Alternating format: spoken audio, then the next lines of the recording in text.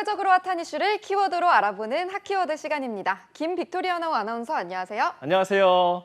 네, 오랜만이죠. 요즘 덥고 습하고 진짜 앉아만 있어도 기운이 쭉쭉 빠지는 날씨인데 제가 오랜만에 기운을 샘솟을 만한 기분 좋은 소식 들고 왔습니다. 올 하반기 취업 준비생들이 꿈의 직장으로 꼽는 공기업과 공공기관의 채용문이 활짝 열렸다는 소식인데요. 어떤 곳에서 얼마나 모집하는 건지 핫키워드에서 오늘 전해드리겠습니다. 모처럼 취준생들에게 숨통 트이는 소식이 아닐까 싶은데요. 네, 그렇죠. 150개 공기업과 공공기업 가운데서 이번에 하반기 채용 계획이 있는 곳이 무려 41곳입니다. 채용 예정 인원은 2,700명이 넘는다고요. 정말 많이 뽑죠. 상시로 채용을 진행하는 기업과 채용 계획이 미정인 곳도 있으니까요. 실제로 채용하는 인원은 더 늘어날 걸로 보입니다. 어떤 공기업에서 하반기 신입 채용에 나선 겁니까? 네, 크게 체험형 인턴 그리고 신입사원 모집으로 이렇게 나눠서 보면 되는데요.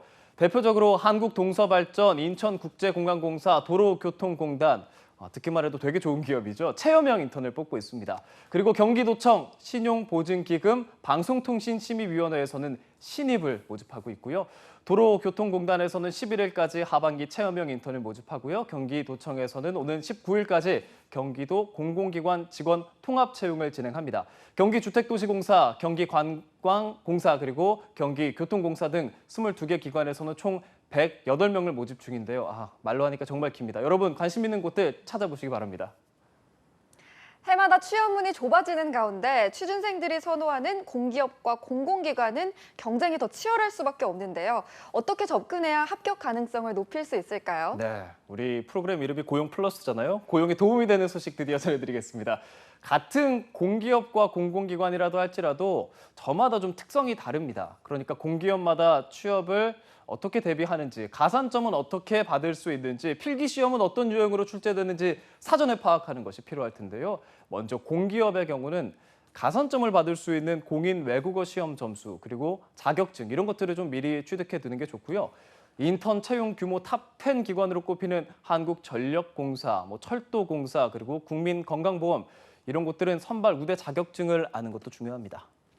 네, 기업 1차 서류 전형에서는 가산점이 합격에 영향을 많이 미치기 때문에 자격증으로 받을 수 있는 가산점을 챙기는 것이 매우 중요한데요.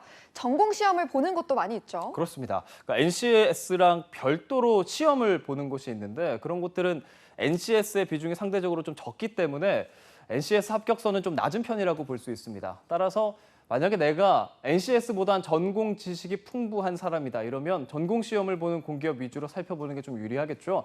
반면 난 NCS 푸는 거 잘하는데 자신 있는데 라는 분들은 전공 시험 없이 NCS만 보는 곳을 같이 준비하는 것도 전략적으로 승률을 높이는 방법일 수 있습니다.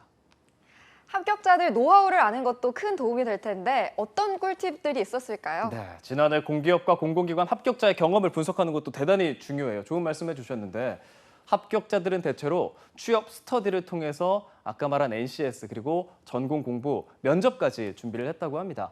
특히 채용 과정 중에 필기 합격이 가장 어려운 관문으로 꼽히거든요. 그래서 꾸준하게 스터디를 참여해서 공부를 했던 게 합격에 많은 도움이 됐다고 합니다. 또 앞서 강조했던 것처럼 자격증에서 정량적인 가산점이 부여되는 곳이 많기 때문에요. 서류 합격 혹은 가산점 획득을 위해서 자격증 취득을 우선시한 합격자도 많았습니다. 인턴 채용과 신입 채용 두 곳 다 진행하는 곳이 많은데요. 어떻게 임하는 게 유리할까요? 네, 인턴 채용은 정규직과 함께 채용하거나 또는 이후에 진행되는 곳이 있기 때문에 그 일정을 좀 잘 살피는 게 되게 중요합니다. 전문가들은 무엇보다 채용형 인턴의 경우는 신입으로 구분이 되고요. 체험형 인턴은 계약 기간이 끝나면 계약이 종료되니까 구분해서 지원할 필요가 있다고 조언해주고 있고요.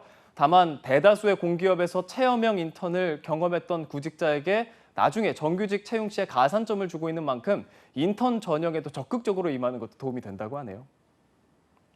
네, 어떤 목표로 취업을 준비하든 그 기간은 터널처럼 길고 답답하기만 하죠. 그런 터널을 빠져나가는 동안 덜 답답하고 덜 춥게 걸어가는 방법을 앞으로도 고용 플러스에서 함께 하겠습니다.